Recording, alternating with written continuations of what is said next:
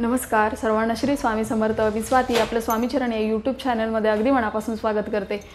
बघा नवरात्रीमध्ये कुंकुमार्चन या सेवेला पण खूप महत्त्व आहे। कारण आपण जेव्हा कुंकुमार्चन करतो तर तेव्हा आपण देवीला कुंकवाचं अर्चन करत असतो, अंघोळ घालत असतो कुंकवाने आणि देवीला कुंकू हे खूप प्रिय आहे। तर असे कुंकुमार्चनसाठी आपल्याला हळदीपासून बनवलेलाच कुंकवाचा वापर करायचा असतो।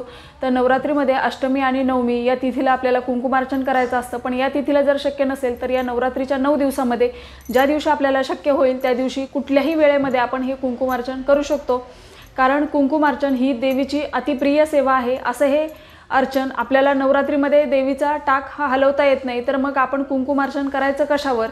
तर आजच्या व्हिडिओमध्ये आपल्याला मी हेच सांगणार आहे। हे अर्चन केलेलं कुंकू हे सिद्ध होतं आणि हे अर्चन केलेलं कुंकू हे आपल्याला आपल्या कपाळी लावायचं असतं दररोज। आपण अर्चन केलेलं कुंकू बघा आता नवरात्रीमध्ये देवी ही 9 दिवस घटी बसलेली आहे। जर तुमच्याकडे घटस्थापना होत नसेल, अखंड दिवा नसेल, तरी पण तुम्ही असे हे कुंकुमार्चन करू शकता आणि नवरात्रीमध्ये हे अवश्य करा। कारण च्या काळामध्ये देवी तत्व हे खूप जास्त प्रमाणात जागृत झालेलं आहे आणि ते सूक्ष्म रूपात आपल्या घरामध्ये वास करत असतं। तर त्याच्यामुळे आपण ज्या पण सेवा करतो तर त्याचं फळ हे आपल्याला जास्त पटीने मिळतं आणि नवरात्रीमध्ये ही देवीची उच्च कोटीची सेवा ती म्हणजे कुंकुमार्चन हे आपल्याला करायचं आहे।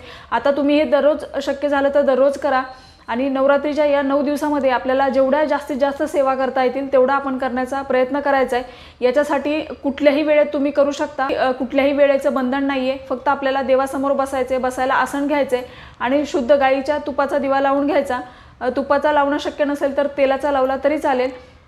असं हे अर्चन केलेलं कुंकू हे आपल्याला इतर देवतांना लावायचं नाही। म्हणजे अर्चन केलेलं कुंकू हे आपण वेगळ्या सेपरेट डबीमध्ये ठेवायचे, ते आपण इतर देवतांना लावत नाही। आता जर तुम्ही श्रीयंत्रावर अर्चन केलं तर ते वेगळं ठेवायचं। तुम्ही कुलदेवीच्या फोटोवर, टाकावर किंवा मूर्तीवर अर्चन केलं तर ते कुंकू आपण वेगळं ठेवायचं। असं हे अर्चन केलेलं कुंकू हे आपण त्या देवीला वाहिलेलं असतं आणि ते आपल्या दररोजच्या पूजेमध्ये आपण वापरू नये इतर देवतांना लावण्यासाठी। तर आपल्या घरातल्या सगळ्यांनीच असं हे अर्चन केलेलं कुंकू वापरायचं। कारण बघा हे कुंकू आपण वापरल्याने आपली नकारात्मक ऊर्जेपासून किंवा वाईट बाधा, नजर बाधा अशा गोष्टींपासून आपलं हे रक्षण होतं। तर त्याच्यामुळे असे हे कुंकू आपण आपल्या कपाळी दररोज लावायचं आणि हे अर्चन स्त्री पुरुष घरातली कोणीही व्यक्ती करू शकतं। ज्यांना मंत्र स्तोत्र म्हणता येतात अशी प्रत्येक व्यक्ती कुंकुमार्चन ही सेवा करू शकते आणि हे पुरुषांनी पण नक्कीच करा। या नवरात्रीच्या 9 दिवसामध्ये आपल्याला जर आपल्याकडे असं श्रीयंत्र नसेल तर आपल्याला आवर्जून घेऊन यायचे। असं हे श्रीयंत्र आपल्या स्वामी समर्थ केंद्रामध्ये मिळतं। हे दिसायला जरी छोटं दिसत असलं तरी हे पंचधातूचं आहे आणि खूप जड आहे। तर असं जर श्रीयंत्र आपल्याकडे नसेल तर आपण स्वामी समर्थ केंद्रातून घेऊन या। हे छोटं आहे आणि याच्यात आणखीन एक मोठं येतं, तर दोन्हीपैकी कुठलंही तुम्ही नक्कीच घेऊन या। कारण हे श्रीयंत्र म्हणजे हे लक्ष्मी मातेचं आसन आहे आणि लक्ष्मी माता आपलं आसन सोडून कधीच जात नाही। याच्यावरती आपल्याला वेळोवेळी सेवा करता येतात आणि असं हे श्रीयंत्र प्रत्येकाच्या घरात असलं पाहिजे। बघा नवरात्रीच्या या 9 दिवसामध्ये जर तुम्हाला शक्य झालं तर आवर्जून तुम्ही हे असं यंत्र घरी घेऊन या। कारण या 9 दिवसामध्ये आपण देवीला प्रिय असणाऱ्या वेगळ्या वेगळ्या गोष्टींची जर खरेदी केली तर ते खूप शुभ मानलं जातं। जर आपल्याला असं श्रीयंत्र लगेच घेणं शक्य नसेल तर तुम्ही पिवळ्या कवड्या येतात, त्या पण लक्ष्मी मातेला खूप प्रिय असतात। अशा पिवळ्या कवड्यांची खरेदी करू शकता किंवा मोरपीस अगदी 10 रुपयात मिळतात, अशा मोरपीसची पण आपण खरेदी करू शकता। तर या 3 पैकी कुठलीही एक वस्तू आपण आपल्या या नवरात्रीच्या 9 दिवसामध्ये खरेदी करून घरी आणा। कारण श्रीयंत्र नुसतं आणून घरात ठेवून उपयोग नाही आहे, तर त्याच्यावर सेवा करणं खूप महत्त्वाचं आहे। जेव्हा तुम्ही सेवा करता तेव्हा ते यंत्र सिद्ध होत जातं। त्याच्यामुळे आपल्याला ज्या दिवशी शक्य होईल म्हणजे मंगळवार, शुक्रवार, गुरुवार किंवा दुर्गाष्टमी अशा वेगवेगळ्या तिथीला आपण श्रीयंत्रावर कुंकुमार्चन करत असतो। त्याच्यामुळे ते सिद्ध होतं आणि आपण तेच कुंकू परत कुंकुमार्चनसाठी वापरू शकतो। जेवढं आपण जास्त वेळा ते वापरतो तेवढं ते जास्त सिद्ध होतं।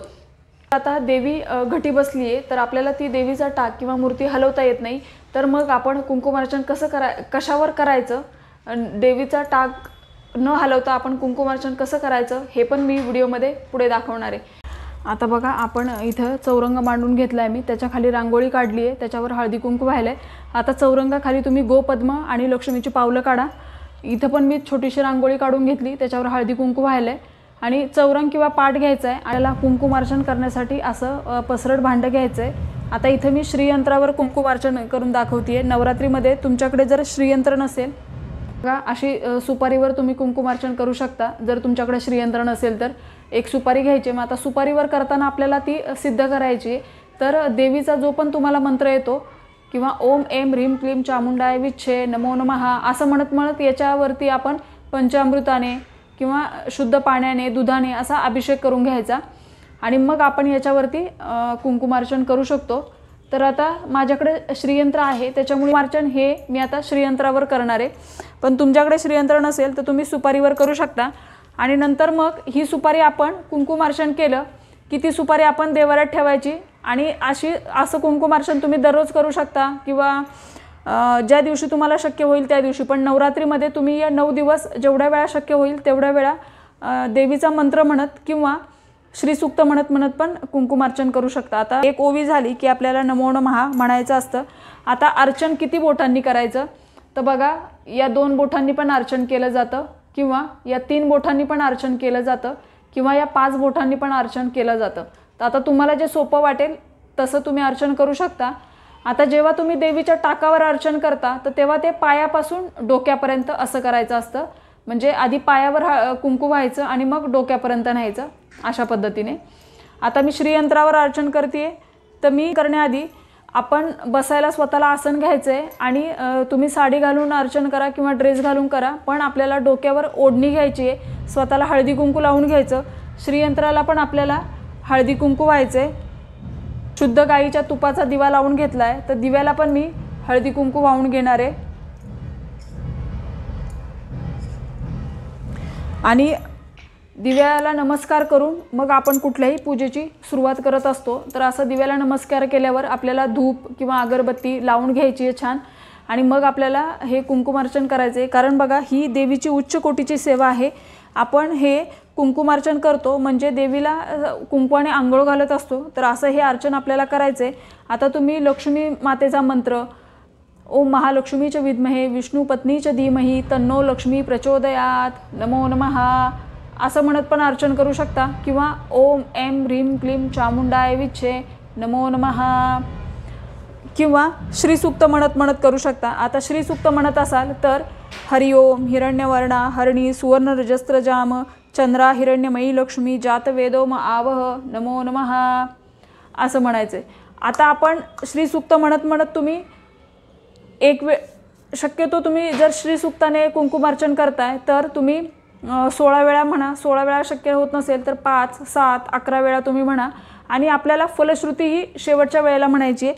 म्हणजे तुम्ही 1 ते 16 वेळा वाचणार तेव्हा फलश्रुती नाही म्हणायची. आणि 16व्या वेळेला जे तुम्ही म्हणणार ते फलश्रुती सकट म्हणायचं आहे.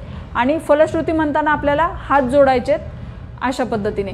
आता नवार्णव मंत्र म्हणत म्हणत जर तुम्ही कुंकुमार्चन करताय तर तुम्ही नवार्णव मंत्र 1 माळ 2 माळ 11 माळ अशा तुम्ही करू शकता. किंवा माळेवर जप न करता तुम्ही असं 10-15 मिनिट जेवढं शक्य होईल तेवढा मिनिट तुम्ही नवार्णव मंत्र म्हणत कुंकुमार्चन करू शकता. आता कुंकुमार्चन करताना आपल्याला जेव्हा एकदा मंत्र म्हणून होतो तेव्हा आपण अर्चन करताना नमो नमः असं म्हणायचे आणि मग अर्चन करायचे. तसंच आता जर तुम्ही सुपारीने करताय तर सुपारीने पण सेम सुपारी इथं ठेवायची आणि नमो नमः नमो नमः असं म्हणायचं. मंत्र म्हणून झाला की अर्चन करताना म्हणायचं नमो नमः या पद्धतीने. तर असं आपल्याला छान कुंकुमार्चन करायचं आहे. ही देवीची उच्च कोटीची सेवा आहे. प्रत्येक घरामध्ये कुंकुमार्चन झालं पाहिजे. आणि बघा, कुंकुमार्चन करण्यासाठी तुमच्याकडे घटस्थापनाच झालेली असावी असं काही नाही आहे. तुमच्याकडे अखंड दिवा असावा असंही नाही. तर तुम्ही फक्त इथे तुपाचा दिवा लावून घ्यायचा आहे किंवा तुपाचा नसेल तर तेलाचा लावला तरी चालेल. दिव्याला नमस्कार करून मग आपण अग्नीच्या साक्षीने कुठलीही सेवा करतो तर त्याच्यामुळे आपल्याला दिवा लावून घ्यायचा आहे. अशा पद्धतीने अगदी साध्या सोप्या पद्धतीने आपल्याला कुंकुमार्चन करायचं आहे. आणि ही छोटीशी माहिती जी मला तुमच्यापर्यंत पोहोचवायची होती. माहिती आवडली असेल तर व्हिडिओला लाईक करा, शेअर करा, सबस्क्राईब करा. भेटूया अशाच एका नवीन व्हिडिओसोबत. तोपर्यंत सर्वांना श्री स्वामी समर्थ.